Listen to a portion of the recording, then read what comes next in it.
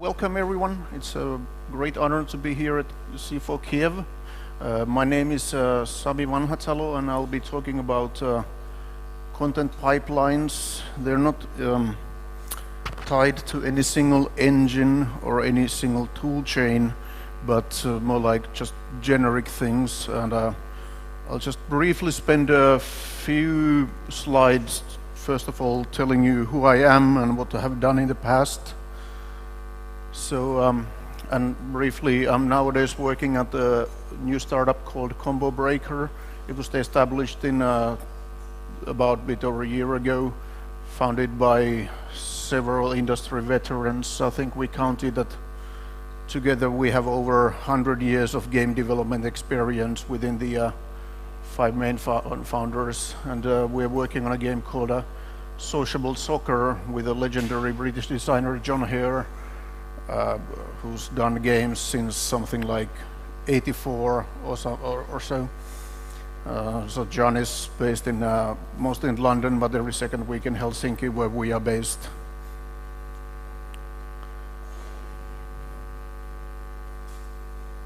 Okay, so about me, I co-founded this company called Remedy Entertainment back in '95. And then worked on games like Death Rally, and then Max Payne 1 and Max Payne 2, and later on the Xbox 360 game, later PC games, Alan Wake, and then I worked on a character technology for Remedy's Quantum Break, but then I decided after 18 years that I should do something else. And so I did a random amount of consulting and worked on at a new startup called Grand Crew on a game called Supernotes, which was on iOS, and then spent something like 6 months at a company called Next Games working on the Walking Dead No Man's Land game. But in my history, I've worked with Rockstar Games, and I probably visited every Rockstar studio at some point in my life, and then later on something like 8 or 9 years together with the Microsoft Game Studios working on Xbox related things. I've been credited with the what they call BAFTA award. I think it's like British Academy of Film and something, and won multiple E3 Best of Game Show awards. And but as I said, most recently, for the past 3 years, I've been working on mobile stuff, which is kind of interesting because that's how games should be, that you constantly need to be learning new stuff. Don't kick it too hard. We need to get Yoni to stop doing the text. Yeah, but this is just our current football game. And even like people like women who don't normally play games seem to actually like it. Things I'll be trying to cover is things like automation of content pipelines, a bit about meshes, but not very much about meshes, skeletons, animations, and how to exporting them, creating destruction and destructible objects, and then textures and texture compression, and a little bit about lighting and maybe some other random things. Whatever is in the ballpark of what you would call technical art. Okay, automation. I've written quite a few content pipelines in the past. I think the key thing is to don't let the end user, whether it's an artist or a programmer who loads up 3ds Max or Maya or whatever file, he can just press a single button which says export on it, and everything after that is completely automated. They don't get to see a single dialogue. Even the file names are completely automatically driven from the location where the source file is saved, and the name of the exportable file is stored within the scene, so you can export multiple files from a single scene file, but the end user never sees a single mistake. One of the advantages of this approach is that not a single person becomes a bottleneck when it comes to updating content in a game, and you can fix and export content at 5 o'clock in the morning when you are very tired or in some intoxicated state, and you don't make any mistakes that way. And I said, don't ask any questions in the dialogues, just it's fairly trivial to automate that. And I said even the programmers can load up any files, and then just if they need to do some changes to it, they just save it and hit the export button, and that's it. They don't need to like go ask an artist that like where is this file stored, or is there some specific settings I need to use or something. And well, sort of related to automation is sort of I'm not sure if it's a good thing or a bad thing, but continuous integration, it's mostly used for code builds, but some people actually use it also for content, so that whenever there's new content going into the game, it goes like automatically into the latest game build. But it can be problematic if people work in the what do you call main branch of a game and submit something which might be broken. They either did not test it locally, or they just accidentally committed it, and then if the continuous integration system takes that into the build, then everybody's build gets broken, which is never a very nice thing to have. So as I said, it's a bit like double-edged sword in a way. Okay, this is one of the dialogues that like everyone should be scared of. It's the standard FBX export dialogue, but it's got like so many settings that it's not even funny, and so many things that if somebody gets to manually play around with the settings, that they can get wrong, and if they get it wrong, then the exported content doesn't work or works in a wrong way. So this is one of the things where you, at least I found that it's useful, that the end users never ever see this dialogue. But luckily in all software which support FBX, you can have these things called export and import presets, which is like pre-make the presets, and when you hit the export button, you detect either from file names or file paths that what kind of settings should be used for this kind of an art asset, and then again, it removes the problem of human error, because it's really frustrating to debug issues which were caused by human errors, which could have been easily automated. Okay, exporting meshes. I think FBX has pretty much become the standard when it comes to all data exported from 3ds Max or Maya or XSI or Modo or Blender, or well, actually Blender is a bit iffy because the Blender is open source, and the open source guys have problems with the fact that, oh, FBX is not open source, even though you can get the free libraries from Autodesk, but still it's not open source. So Blender's FBX support is kind of shady at sometimes. Yeah, I said make presets and have a system which detects which preset to use. It's quite easy. It's like 1 or 2 lines of script code in any tool chain. And I said when making the presets, when it comes to just exporting meshes, just often complicated 3D scenes have a lot of lights, cameras, all kinds of things which a mesh does not need. So you can strip like lights, cameras, and animations away in the presets, so you don't have to kill them at at the some asset conversion phase. Like, for example, Unity has the asset post processor where you can delete everything, but if you can get rid of that stuff before it even gets to Unity or Unreal or proprietary engine or whatever, it's even better.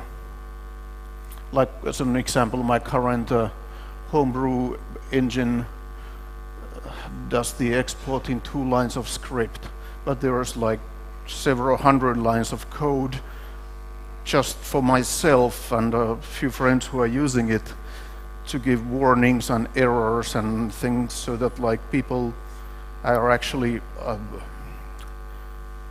instructed how to fix things instead of just I hate the concept of content pipelines which just either fail silently or just sort of try to fix problems under the hood without telling you what was wrong in the first place, and then when you're looking at the end result in a game, you're kind of like, oh, what happened? Like, nobody knows. Something just fixed it without telling you what they fixed and why they fixed it. Okay, skeletons. It doesn't really matter if you're talking with humanoid skeletons or other like kind of vehicles, or even I'll get back to this in the destruction part, but it's kind of like again something you can trivially automate by either using some naming convention that if it ends up with a if a node ends up with the name of end or null or terminator or something like that, you know that the game engine will not need it. Like a basic humanoid character has only 22 bones for the basic skeletal movement. Then of course everything else is like on top of that, but you don't want to have that in the game if you don't need it. It all takes memory, and it's just a waste of time. And one fairly sort of a useful thing is to, a lot of people are still using bones for like hand and finger animation, but actually your fingers contain 30 bones, and a single finger moving like this takes exactly as much memory as would your spine or pelvis doing something like this. So several engines support that you can sort of compress the extremities a bit more than the most important things, but one thing to look into is actually to use just static meshes for things like hand poses of whatever, holding a gun or something like that, because a static mesh is of course much faster to render and uses much less memory than having 30 bones in an animated skeleton, and it's much better for CPU consumption. And the thing with animating fingers with bones is that they often end up looking like this bad CGI robot hands which go like, I will touch this now, or something like that. So it's much better to actually have a modeler model the whole hand into a certain static pose, so you can keep the fingers exactly where you want to have them. And I said it's much more, it produces better visual results, it's better for performance, and you have full control of how it looks. Okay, just an example of a fairly basic skeleton, but it still contains like probably 120 nodes in it, even though there's like the control rig which controls which an animator uses to control how the bones move, but it's still of course you don't want to have those control bones in the game data, but you only want to have the transforms of the moving important bones, but it easily just gets out of hand. So this is again one of the reasons to make this sort of like automated rules that if this is detected to be an character animation, then only export the bones or nodes which the character animation needs and ignore the rest.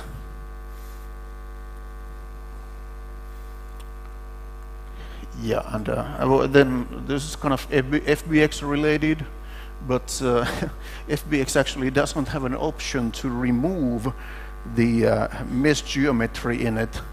So in this case, no matter what engine you are using, you might need to do some extra tricks to remove all the geometric data from the files, because at the end of the day, for an animation, you only want the transform matrices, or which then probably get converted into quaternions or something like that later on. And then the traditional problem is the Y and Z axis problems, because in pretty much in every software they are different.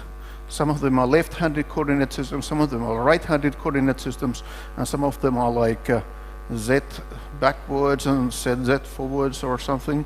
So just if you like I said, back at when I was working at Remedy, we supported 3ds Max, Maya, XSI, Modo, even Blender, but we had, even though FBX says it supports all the axis flips, but none of our rocket science 3D programmers could actually ever get it to work. So we ended up having to special case that if this file came from, say, Maya, then do this and this and this and that, which is kind of stupid, but that's how you got things working. But it was still like that should have been a solved problem like 20 years ago, but it still doesn't do them. For example, if you're importing meshes, depending if it's y-axis up or z-axis up, and if you import them into an engine like Unity, it sometimes fixes the problem by rotating the object 90 degrees on the x-axis, which is like somebody did not do their math right, or they just like didn't know what they were doing, and rotating an object 90 degrees in x-axis is like it's a bad idea. It's like well, it kind of seems to fix the problem, but it really does not. So because that way, when you want to reset a transform of an object to be like identity matrix, it goes into like, oh, what happened? The object just rotated 90 degrees. Oops. Like, bad idea. But that's what it does. Okay, destruction.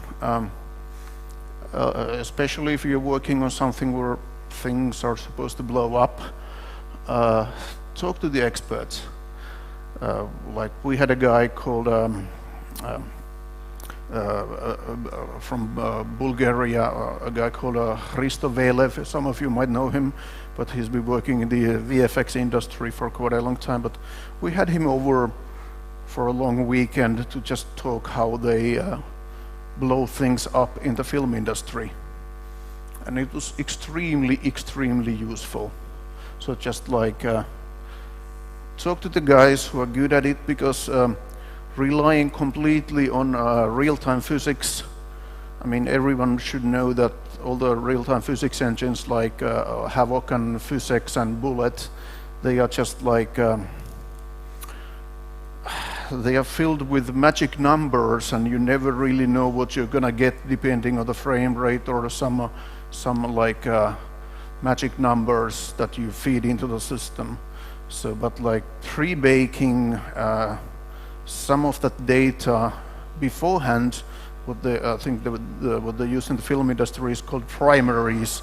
Like if that tower there would fall, it might break into 4 different big parts, and then they would break into smaller parts and spread out. But those because one of the good thing about somewhat pre-baked physics is that they are like I think the word is art directable. So you can have an art director a film director or whoever is a game director or someone is like, no, I want it to break up into a bit smaller chunks or something, you can do that. It's just like, okay, sure, it takes time, but like, it's, well, at least by taking a sort of semi-pre-computed approach, you can control how things will look. And then I think a few people already touched this yesterday, but especially still on PC hardware, the primitive counts are still a big problem. And one thing what we used to call as the John Carmack trick, he's the legendary ID software programmer, but like was to actually combine pre-baked explosion things actually into rigid bodies and bones, so you would be able to effectively render something exploding into lots of small pieces, but still render them in a single draw call.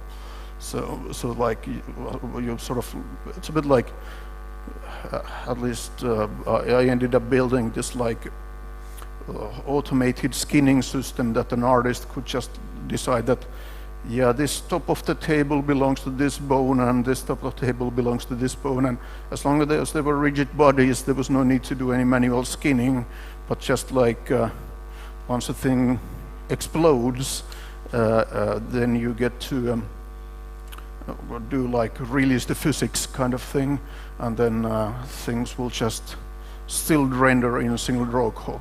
Okay, one of the big problems with that is that the object bounding box sizes can easily get really big, but at least in most engines, if this, say, top of the table is supposed to just collapse into particles and disappear, well, the mesh is, the geometry of the mesh is still there within that single object, but if you set the bone which is controlling the animation of this tabletop, if you set its transform matrix to be 0, most engines just cull that away, and then it sort of doesn't affect the bounding box anymore. It's kind of dirty, but it does work. Okay, this video contains a bit of live motion video as well, but it's just because this game contained. Do you think it's safe where we're going? Yeah, Peyton, I do. Okay, sweetheart, let's pack it in. Hey. What is it that makes you so different? Are you sure you want to know? Pretty sure.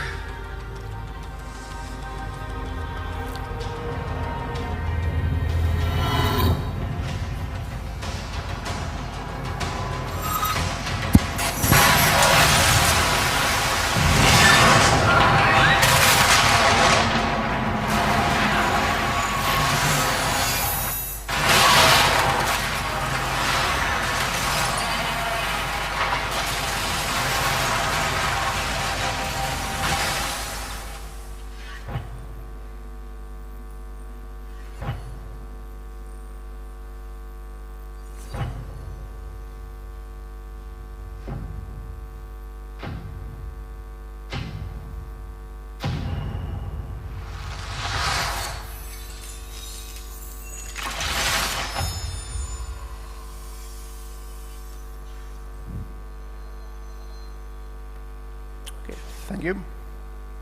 Yeah, that was just a small example of some destruction stuff, so which it's possible to do in real time. Even though it's somewhat pre-scripted, but well, you can do it, so why not? Okay, let's jump into texture compression. I'm pretty sure every one of you who's working on textures is familiar with various texture compression schemes. Like obviously in PC, DXTC is the main texture compression algorithm because it's on every hardware, but it's very, very different from PVRTC, which is on all iOS devices and on most Android devices. even if they are both running like 4 bits per pixel, and on PVRTC you can even have like 2 bits per pixel, which is quite amazing.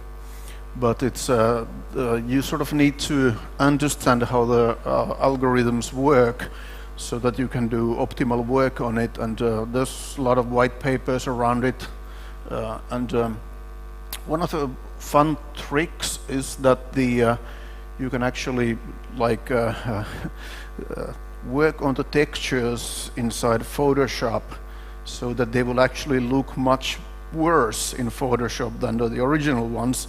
But once they go through the compression, the compression sort of negates that compression artifacts. But then again, you need to know what you are doing, because otherwise, of course, you get double the worse results. But it's completely possible, and it just takes a bit of experimentation to learn how to deal with it. And yes, there's a lot of mistakes you can do with texture compression. And because, like, for example, DXTC is like completely block-based, like 4x4 pixels, while PVRTC is based on 3 different images, like 2 color images laid on top of each other and 1 illumination image laid on top of each other. So like things like color bleeding artifacts are completely, they're much worse on PVRTC, so you need to leave, especially if you do in like Atlas textures, you need to leave a bit more, much more space between various items, because otherwise the colors will start bleeding into each other. And of course the standard tricks like just adding on DXTC to add some amount of dithering or something, those are quite standard, but it's like, it's one of the things you need to, well, kind of understand how it works and then deal with it.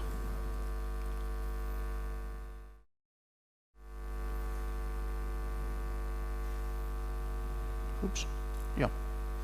And of course, like texture atlasing should be a fairly trivial thing. It's just put a lot of things into the same texture and you can render them in a single draw call.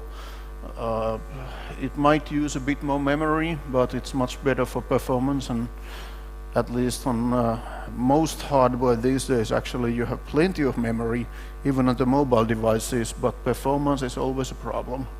Like on the, one example, I'll show you a few pictures on the Xbox 360 game Alan Wake. We render up to like 200,000 pieces of vegetation, which would be trees, bushes, and grass in a like 2 to 3 draw calls.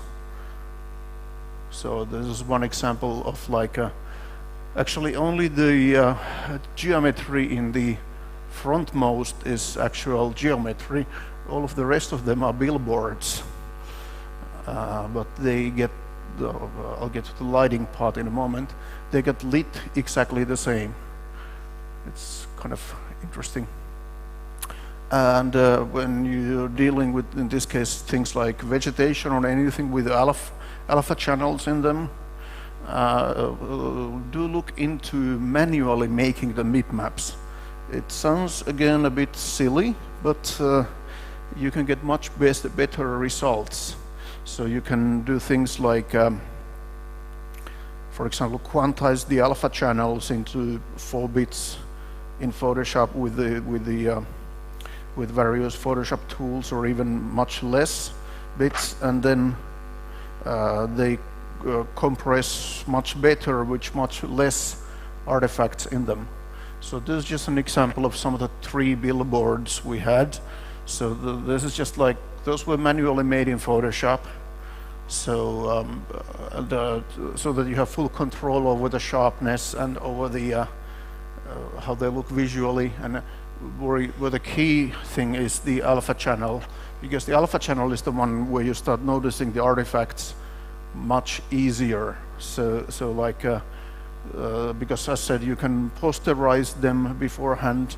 And another trick that we ended up doing was to like for the grass system, the grass was rendered dynamically around the camera, so effectively the designers didn't even have any control over it except choosing what we call it the biotype system, but choosing like what kind of biotypes grow here, and everything was like made completely dynamically.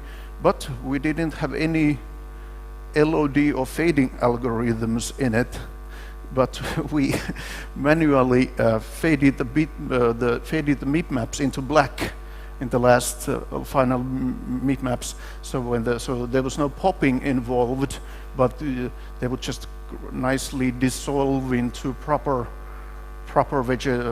grass or plants or vegetation, but so that you could then, as said, manually fade them into black in the lowest Mipmaps. Again, kind of dirty, but a lot of game development things are dirty.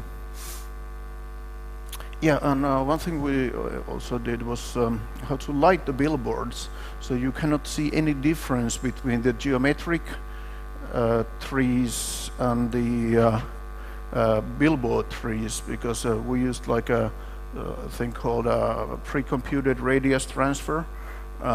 We also use that for the geometry, but we use the same system for generating the lighting for the billboards, and we supported lighting coming out of 32 different directions, and then it just interpolated between them. And well, again, another example of like that the billboards can cast shadows just fine, and you cannot really tell where the billboards end and where the geometry begins. It's a very, it was just like a pre-processing thing that if ever an artist modified a tree, well actually that was mostly me, but like you would then just hit a button to recalculate the PRT, and then well, it was said they get completely the same lighting information. So if you shoot a flare gun in a forest or something like that, they would get lit completely accurately. So this is just an example of what the PRT textures looked like. These are the same trees you saw earlier. Maybe the alpha channel tells you a bit more information, but we also did a lot of baking data into, not just into the RGBA channels, but then into various like several UV channels to just pre-bake the data so that everything could again be rendered in a single draw call using the same textures. This is probably very simple, like for vegetation physics, when you like run into anything moving, it would just be like a spring joint going like it was fairly simple system, but it like made you feel that the world was alive when like a car or a enemy or someone would walk through. It was actually pretty scary when we got it up and running, and you would start noticing that enemies in a dark forest would spot them first by seeing plants moving where they are coming from. But yeah, and then for large trees, they were static except for the leaf simulation, and again the leaf simulation was data baked into a second UV channel, so that like the conifer trees and then these leaf trees like maples and stuff, they would need to have a bit different physics in them. So, but that's all the stuff we could bake into the UV channels. Okay, I think we actually came to the end already. Okay, any questions? Can you please explain more detailed about John Carmack's tree, physics and skeleton? Yeah, it's like instead of rendering like I don't know, 100 different separate objects, which would be 100 different separate draw calls, but you combine them into a single mesh and then make, depending on, I guess you would do it mostly in the content pipeline, you put each, in this case, individual object being controlled by a single bone. So then you just animate the bones, and then the, in this case, flying objects follow that single bone because they are all rigidly skinned to, mostly to, of course they could be skinned to multiple bones to get soft deformations, but it's a very easy trick to reduce draw calls. Well, thank you.